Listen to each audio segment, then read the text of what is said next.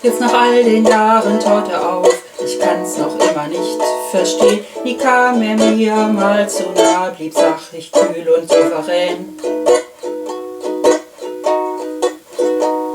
Wir machten damals einen Vertrag, wir hatten es uns geschworen. Egal was auch passieren soll, was ich ihm gab, hat er eingefroren.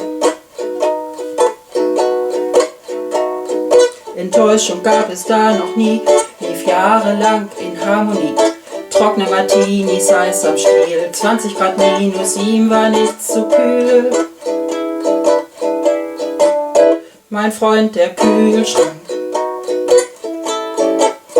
mein Freund der Kühlschrank mit Eisfach. Mein Freund der Kühlschrank, tau, tau, tau. Mein Freund der Kühlschrank. Kühli, du hast mich sehr enttäuscht und dir habe ich blind vertraut, obwohl ich mir nie sicher war, ob das Licht ausgeht, wenn die Tür zuhaut. Wenn ich es mir jetzt überleg, warst du nie ganz sauber. Nee, ich hätte es eigentlich wissen müssen, du mit deinem FCKW.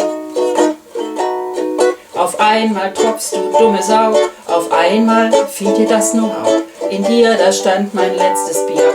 Jetzt stießt du ziemlich lauwarm hier. Mein Freund der Kühlschrank,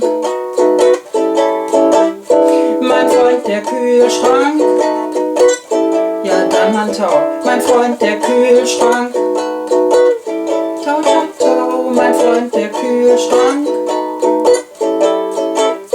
Mein cooler Freund. Tschüss.